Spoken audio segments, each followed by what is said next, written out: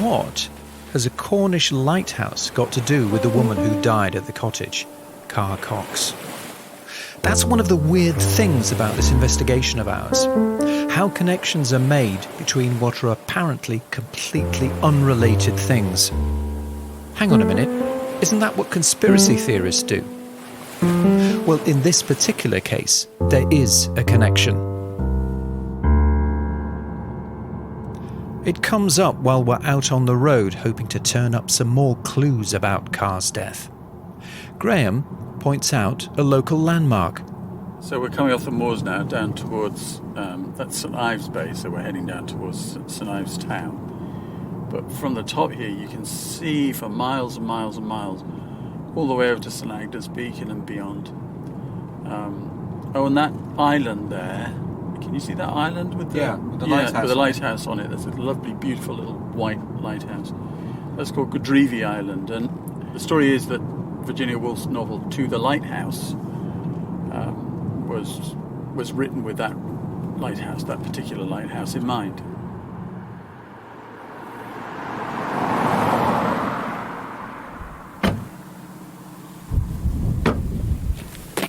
Christmas, 1926. And Virginia Woolf is still working on her novel, To the Lighthouse. She's here, where we are now, near Zennor. Up there on the moor is the cottage. And here, across the road, a big house. This is where Virginia Woolf is staying.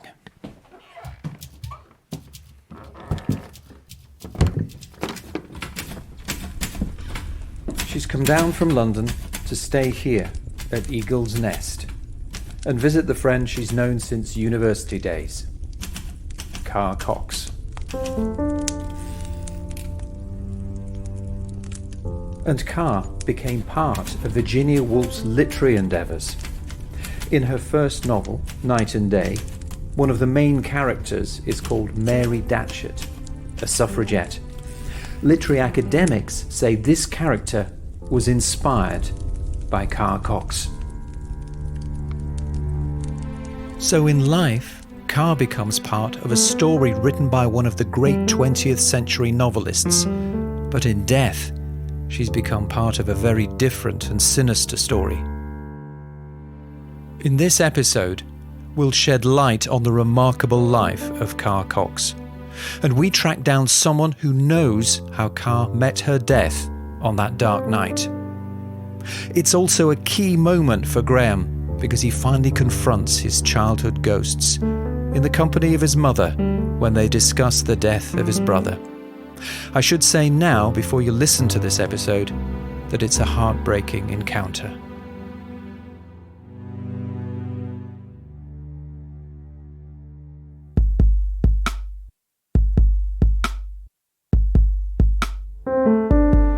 This is episode 4 of One Dark Night.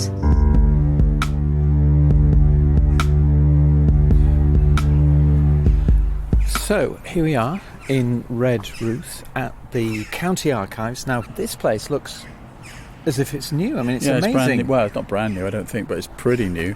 It's called Crescent Kerno, and it's got pretty much all the archives for the county.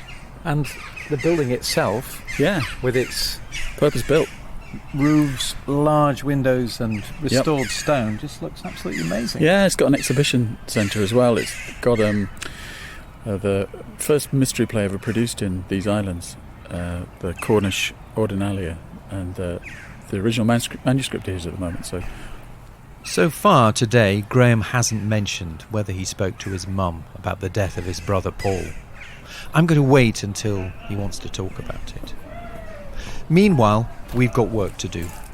We want to discover more about the woman who died at the cottage, Car Cox, who was also known as Catherine Arnold Forster. I booked us a session to look through the newspaper archives. Oh, brilliant. Great idea. So hopefully we'll be able to look up the dates that we think we've got and see what the newspaper reports say. Okay. So, Shh, keep your voice down. what do you want? More libraries. When do you want them? Now. Okay. Right. You're quite right. Very good. May 23rd. What was the date? Okay. So it was that week. So it's Probably going the to week be after, isn't it? well. It's going to be sometime Back you in imagine 1938, published. what were journalists saying about her death? That was a Monday. Were they onto a story? And is it a daily? And what were they saying about any possible police investigation? Oh, is it weekly? A bi-weekly edition. Oh, so that try the next edition then after. Maybe. Looks like it. We begin our trawl through the newspapers from 1938. I wonder if Graham is hoping to come across lurid headlines screaming black magic and devil worship in Zena. And that's all adverts there. Stop acute indigestion. Oh, that's Palmolive, the risque one. Ah. Wow, it does look very risque for a 1930s paper. And it is page 3 there. Ah, good one. As we search the pages looking for news about Carr Cox, we stumble on another story which has a connection with the cottage. One of the other people that appears in Paul Newman's account is someone who supposedly went mad, a man called Vaughan. Someone with his name appears in one of the newspaper reports. No, I Oh, don't. here we are. Here, there's something. Maybe. Okay. Hang on, just here we go. Yeah, here. Motor car obstruction. Zoom in. Yeah. Wait. Vaughan, yeah. Of Zena. That's the man. Pleaded guilty to causing an obstruction by leaving his car at Tregenna Place. So he's been prosecuted. Yeah. PC Jones saw it. Woohoo! December the 15th. At 2:30 p.m. he was on duty near the post office corner where he saw a stationary car on Tregenna Place. Caused much congestion of traffic, and it was... What's that? Unattended. Until 3:50 p.m. when the defendant arrived. The bench imposed a fine of 5 shillings. Fair amount of money. So he was in those there days. then. So that shows that... He was there. Yeah, and this was March 1938 when he was prosecuted. So that clearly places him there. It would suggest that He was there. if the claim is that he was there at that period of time, then that would concur with that. So this report of a traffic prosecution in March 1938 seems good evidence that the Vaughans were in Zena around the time the story says they were. I suppose there might have been an autopsy. It's not long before we find another news report, the one we've been looking for. I think there is another page after this. I think It's there is. not on this page. I can't see anything there, can you? No. Oh, yeah, Mrs. Arnold Foster's death. Have you found it? Yeah. So I think it must be down here. Mrs. Arnold Forster's death was a great shock to her friends and a severe loss to the public. She and her husband had lived in West Cornwall for nearly 20 years. Their distinguished association with large affairs did not prevent them from doing much local service. They identified themselves with various Cornish movements, particularly the work of education and the Council for the Preservation of Rural England. In the latter, Mrs. Arnold Foster was especially effective. Right. Well, Granddaughter of a former vicar of Senna. so, a pretty straightforward death notice. Except for the last. The fact that she and her husband had taken a very active part in left-wing politics made no difference whatsoever to their popularity among all parties. Sign of the times, I guess. And these two. So Okay. that's it. Okay. Well, So no There's kind been- of... I'm surprised because look, that almost feels like it starts in the middle of an article, doesn't it? But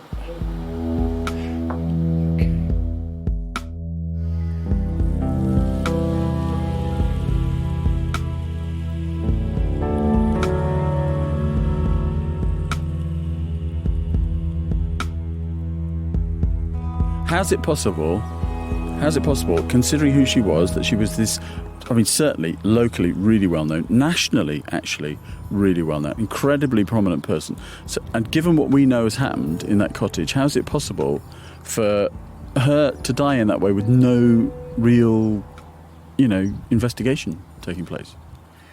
You are making a bit of assumption here, though, aren't you? Because, I mean, obviously what's in that particular death notice, what's been reported in the paper, will be the official story.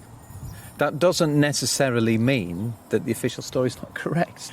There's something else we know, other things we know about Crowley, okay? He had friends in high places. There's rumours that he worked for MI5. How difficult would it be for someone like that to hush up something like this at that time in rural Cornwall? A couple of bobbies locally. This is all still supposition, isn't it? Yeah, it's supposition, but it's possible. So, hey, let's, or you'll think one way, I'm going to think another, because that's how we are, Ian, that's how we roll. Okay, but one thing's for sure, okay, what's awful and tragic is that this 51-year-old woman with a lot of life to live and a son and a husband that she loved just was no more.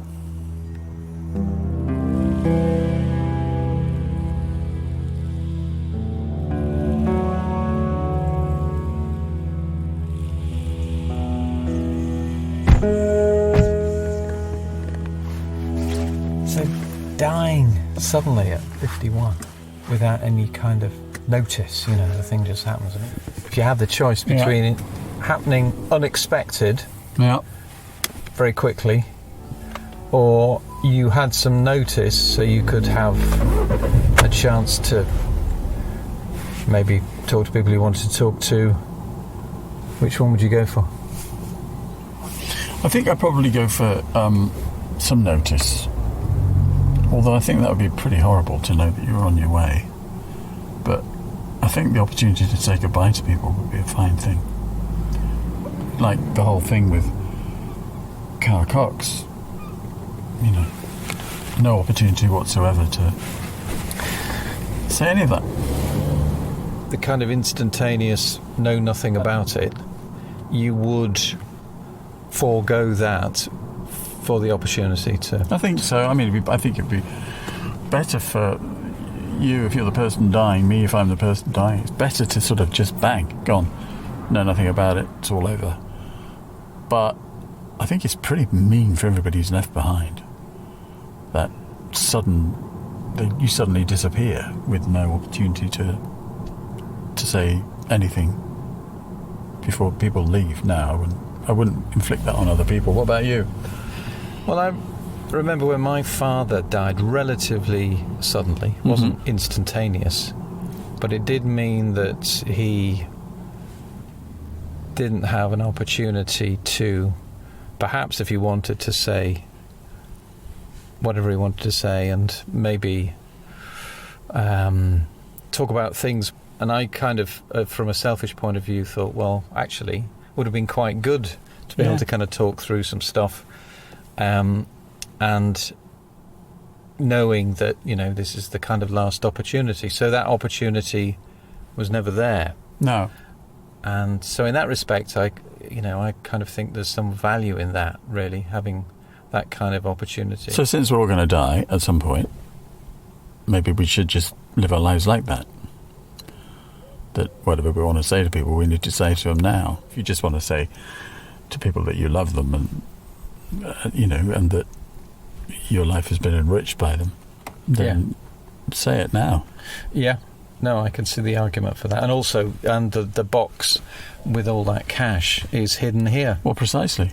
I mean, there's always an opportunity in other ways, I suppose, after you've passed on, if you can find the right clairvoyant medium or whatever, you can always pass it on that way. There was a trend of people making videos to be played after their death. Wow. I think in some cases it was where they wanted to pass a message on to grandchildren that were too young to understand, perhaps. But that's, I don't know, I mean, if you could said, well, you can record something now which will be played to future generations, your descendants, would you do that? I don't think I'd know what to say. We could do a podcast, message to our descendants. That's a great idea. What a great idea. Yeah. You're about to die. You've got 3 hours. What would you say to those left behind? Yeah. Perhaps those you haven't even met yet. Here's Yeah. your opportunity. Yeah. My great-granny Graham, so the story goes, she was on her deathbed some time ago now, probably 40 years ago, something like that, perhaps even more, 50 years ago. And the family had collected downstairs in the parlour, and she was taking a long time about dying, was Granny Graham. And she said, and the family that collected started having a little bit of a chat about who was going to get what when Granny had gone. She left me that sideboard. No, she didn't. She left me that sideboard, and it turned into this huge row. And people, really a proper full-on row about who was going to get what. And then suddenly there was this voice from upstairs. I can hear you buggers down there. It's Granny Graham. And she lived another 10 years out of spite.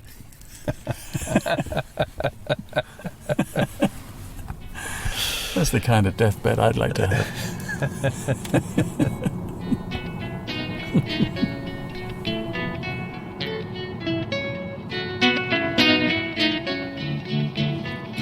Now that we've confirmed some of the details of Carr's death, I say to Graham, why don't we visit her grave in Zena churchyard? On the way, it gives him an opportunity to deliver an impromptu lesson in pronouncing Cornish place names. In the Cornish language, the first syllable is often a tree or a pen or a pole, which is kind of is not the name of the place. It's the kind of place it is. So the emphasis in the word is the important part. Yeah, so Penzance. Although Yorkshire people do say Penzance, but it isn't. It's Penzance. Any other And names St. that get Ives. wrong? St. Ives or St. Ear, as the Cornish is. It's St. Ear in Cornish. And now here we go into the outskirts of St. Ives. St. Ives proper. St. Ives proper. Nobody lives in St. Ives. I just noticed we're driving through St. Ives and it's completely empty. There's no one on the streets. No one There's- lives here. There's no one here. No, it used to. People did used to live here, but now it's a virtual town for tourists alone to enjoy. He said bitterly. Exactly.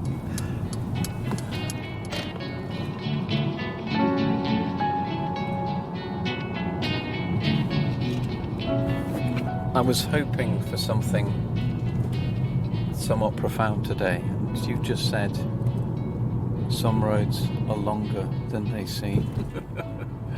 Is that the first line of something?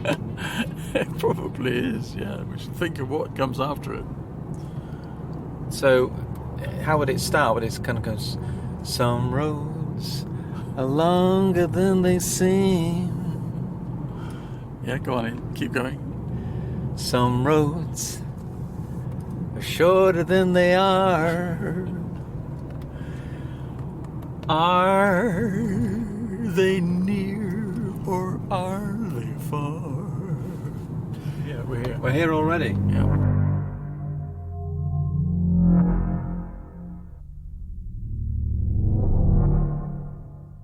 We thought we were beginning to solve parts of this mystery, but now we come face to face with something else that just seems inexplicable.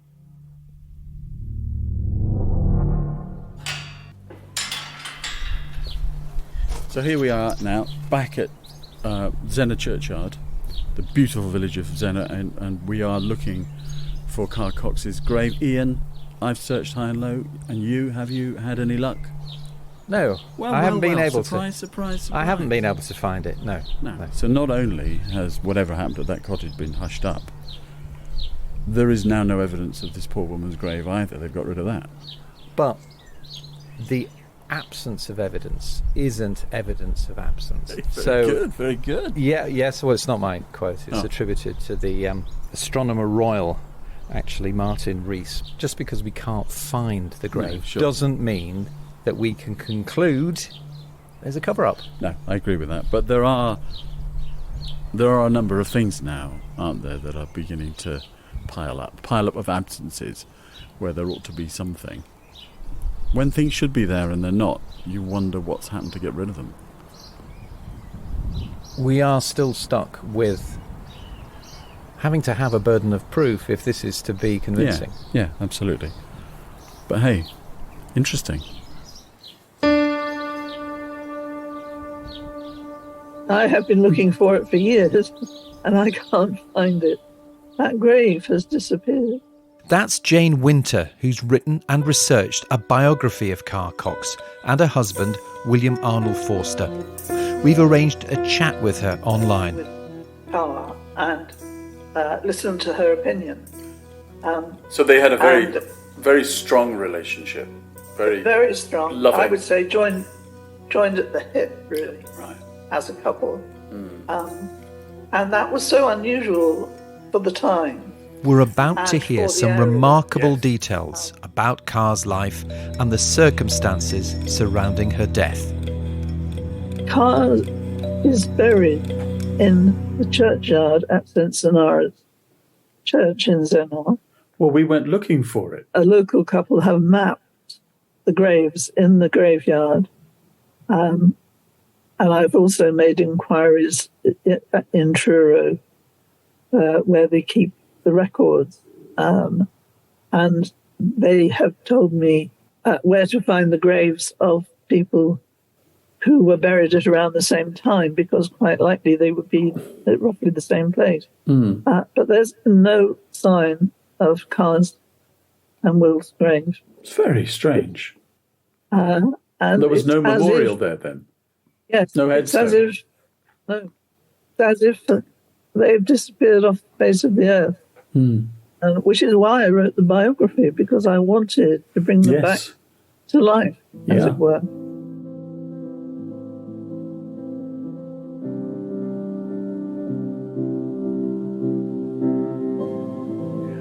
We went to the local records office in Redruth and looked up some newspaper reports of Carr's death, and they are glowing. She was a very, very kind woman. Local people would come to her with their troubles. They would come to her to borrow some sugar or some salt. Yeah. In return, they would give her, say, a pot of honey or some clotted cream. That was how she was seen by people. She was seen as somebody to come to when you needed something. And she was always generous and helpful, kind. And both she and Will not only treated each other as equals, but they treated everybody they met as an equal. And anybody was welcome at their house.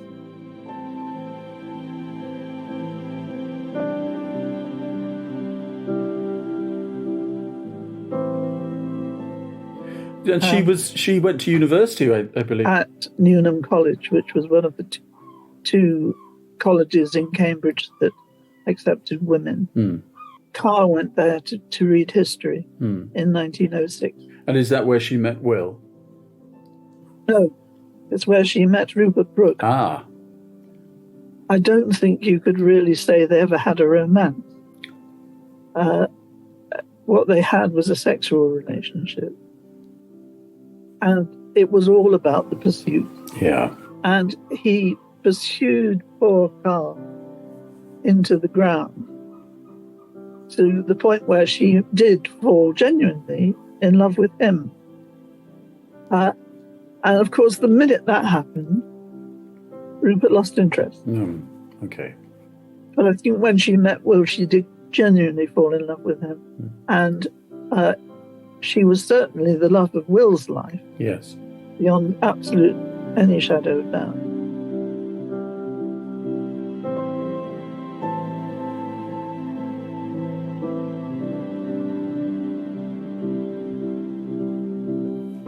they loved Eagle's Nest, and it was their home, but they didn't hesitate to use it.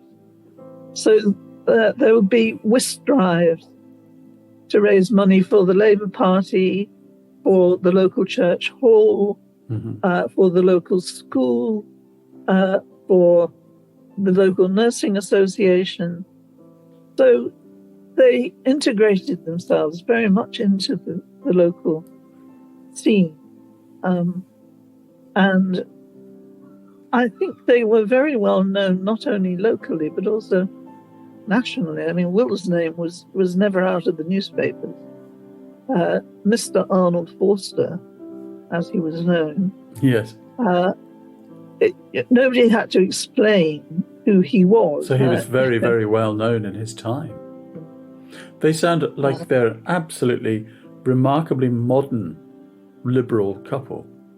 I mean, if they would fit in very well in our times, wouldn't they? They would, and they would be, I think, exactly the same. Yes. Today as they were then. Yeah. Why is it, do you think, we don't know more of them now? Part of the answer is that there are many people in the world who do good, who are simply forgotten.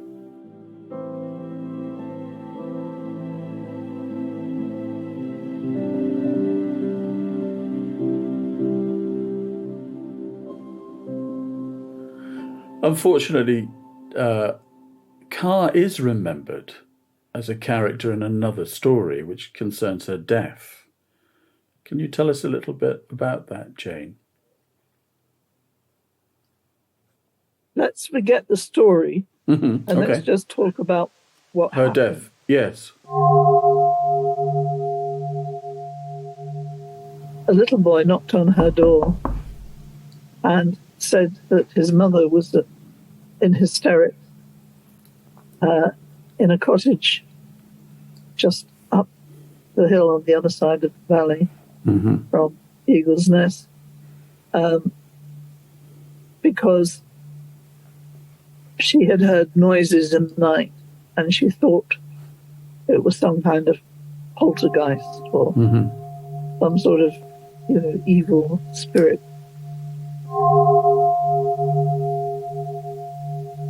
And Carr, who was concerned, particularly since a child was involved, offered to go and spend the night in the house, because she knew, as indeed every local person knew, that those strange knockings that could be heard in the night were actually either foxes or badgers.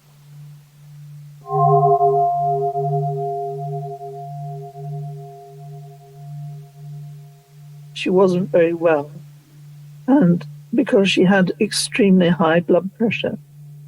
And in those days, there was no treatment for hypertension. And Will was away. She didn't tell Will that she wasn't well, because Will was a terrible fusser. He would get very worried, and he would not have gone away if he'd known that she was ill.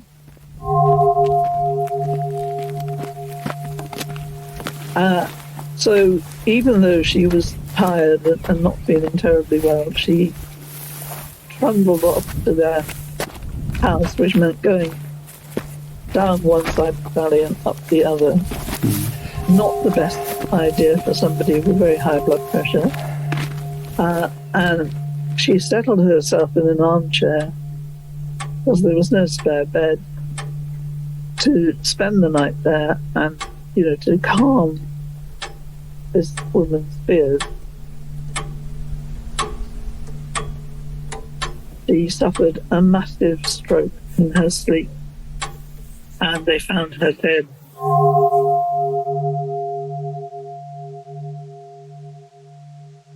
I mean, local newspaper reports suggested that her death was being looked into by the chief constable. I can find no evidence for that. No. There was never a coroner's inquest, which there would have been had there been any question about her death. And her death was certified by her own GP. I'm absolutely convinced Yes, that the version that I've just given is accurate. it's the correct one.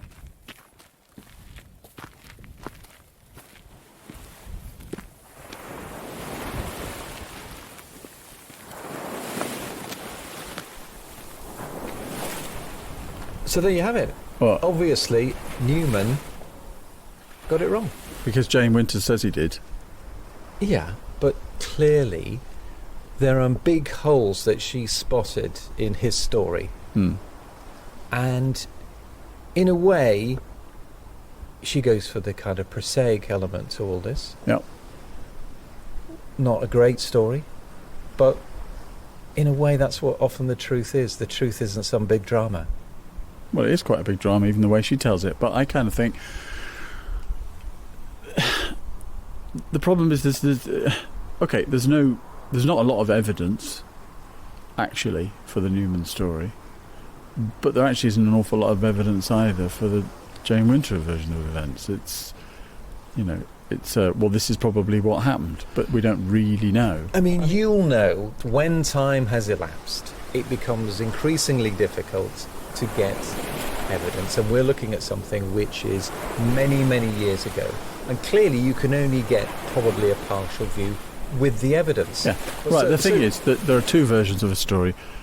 One of those stories may be correct. Aspects of both of those stories may be correct.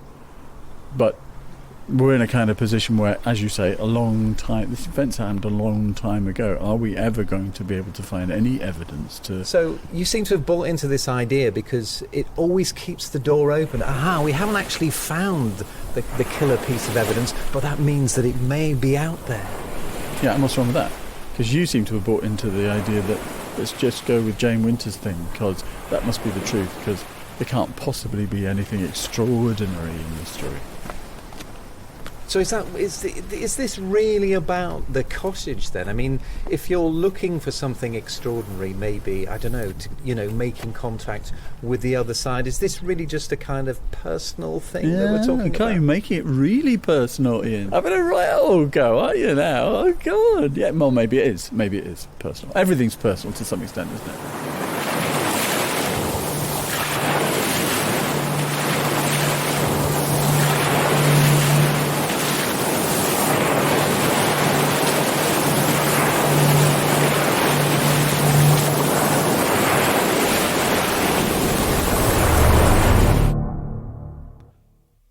We're about to find out how personal this is for Graham.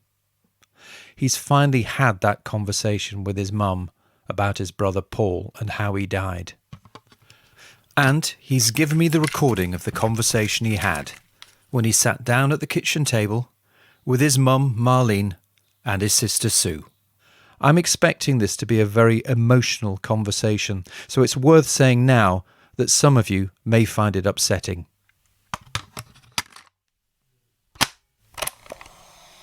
I mean, my parents died when I was young, but your own child, it's so difficult, Yeah. But it's just the worst thing that's ever happened in my life.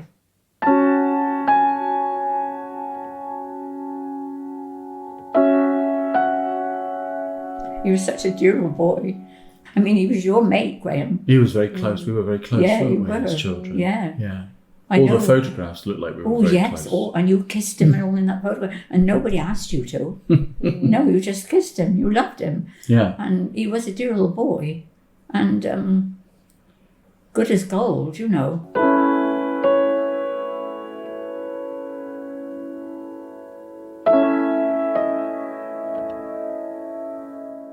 I mean, Graham was 3.5, Paul was 2.5. Sid said, that's my husband, he said, I'll take the boys out for a bit of walk. So anyway, he took them up to the village. And then on the way down, he called in. And I said, well, Paul ought to go for his nap. And he said, oh, I'm only going down Jean's a minute. Let's go down there and see Auntie Jean, and then I'll bring them back. Yeah. Jean is my sister. And so I was hanging out the washing, and Jean's neighbour, Lonford Jenkin, came up and came out in the garden to me. Yeah. And just said, you have to come down to Jean's. The little boy has had an accident. Jean was out in her, what we call the back kitchen, and doing her washing. She had a bucket of water from the boiler. Hot water. Yeah. Yeah. From the boiler that she just boiled the clothes, and he fell back into it. Of course, he was taken to the Ruth Hospital, and I remember Sid and I went in the afternoon on the Marigold bus.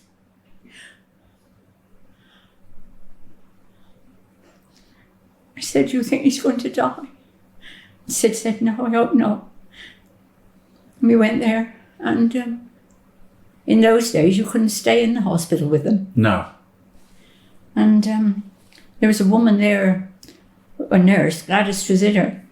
She said to me, "Give him something of yours." I gave him my purse. Yeah. And I still got the purse home now.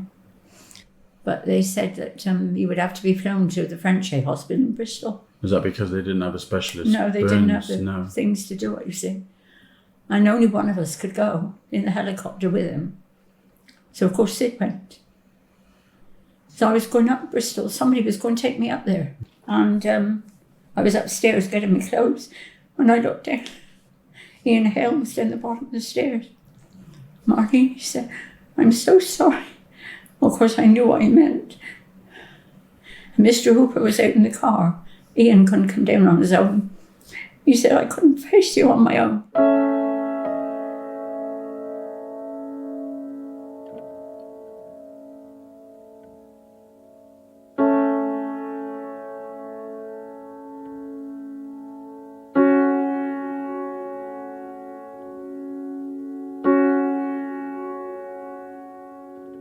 But the actual funeral, I mean, you can imagine, the place was crowded. And when we walked up the churchyard, everybody was up the sides, you know. Yeah. So the whole village turned out. Yeah, all the village turned out, you know. Yeah.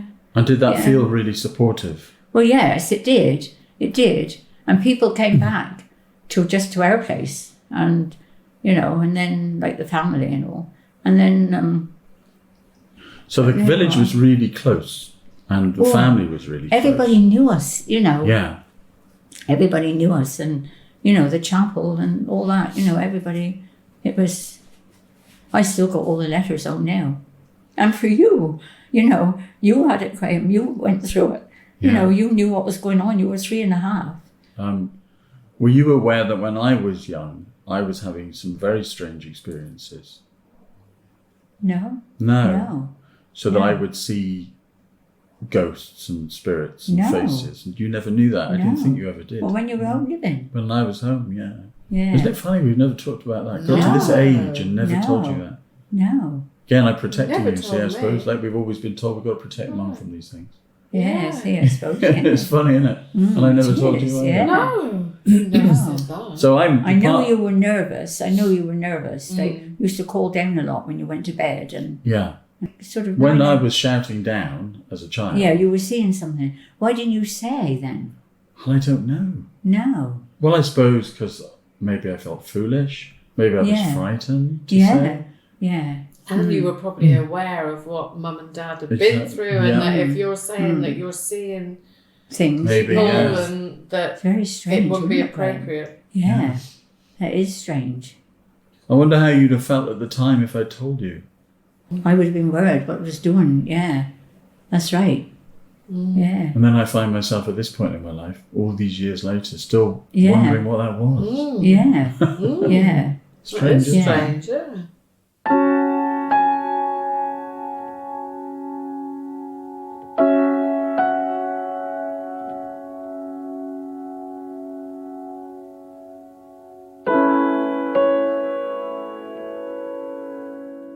What do you think happened to Paul after his death? I think it's his memories that he's left behind. I mean, he was only living for 2.5 years, but lovely memories of him, of your children, isn't it? And I think it is the memories they leave behind. And I don't know. I do question it, really. So you're not sure now that you believe that when we die, we go on to another place? No, I'm not sure about that at all. I should be, but I'm not. No. Because I can't see where we all go. No. I can't see where we all go. I think, well, it is your soul, isn't it? Your body's gone, but perhaps your soul is still... But I remember you when you were younger saying that you were always looking forward to being reunited with Paul. Did I say that? After you died, yeah. And with your parents too, and meeting them and knowing them. Yes. Has that changed then, do you think? I suppose it has with me as I got older. Yeah, I don't know. I do question it. Yeah. We've talked to a few people in the course of this podcast who will say that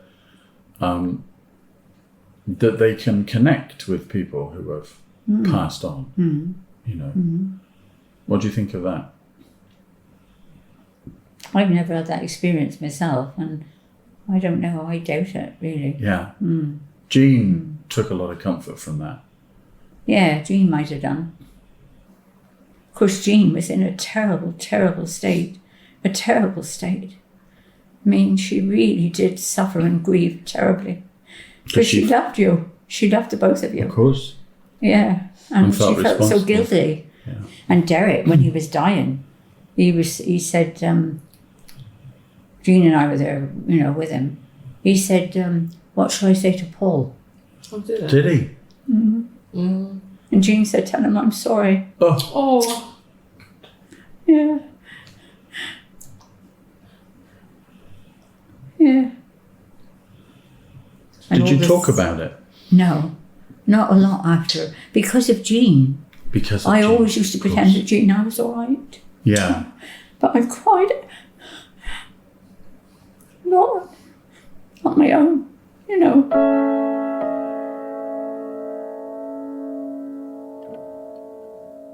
Mine, I bet I don't go a day when I don't think about him. No. Really? No. I don't go a day when I don't think of something about him, And I suppose I always will. But, well, I hope I do, That's right.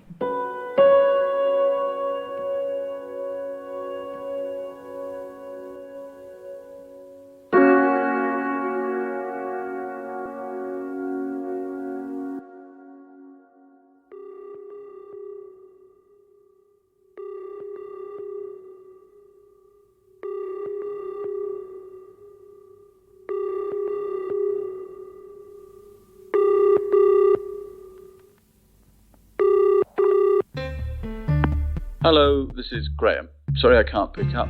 Please leave a message. Hi Graham, it's Ian. I've tried you a couple of times and I'll try you again. I realise Crowley and all that, it's not what this is about for you anymore, is it? This podcast, not really. I didn't know that when we started out, and I don't think you did either. Well, not consciously, anyway. But it turned into you looking for answers to your stuff. And that's fine. But you've gone quiet. So, I'm worried about you. Give me a call, will you? I hope you're okay.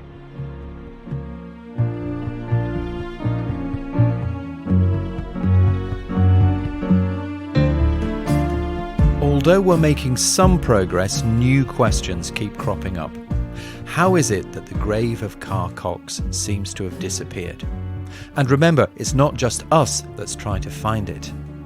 If you have an alternative reason that could possibly explain why it's no longer there, then do let us know. Now, we didn't manage to find these at the county archives, but Jane Winter in her interview said that local newspaper reports said Carr's death was being looked into by the chief constable. But there doesn't seem to be any evidence that this happened. Well, Carr's family had influential friends, so could it have been hushed up? Or is this just another conspiracy theory that feeds the myth that paranormal events are being covered up? We'd love to hear your theories or thoughts, so do let me and Graham know.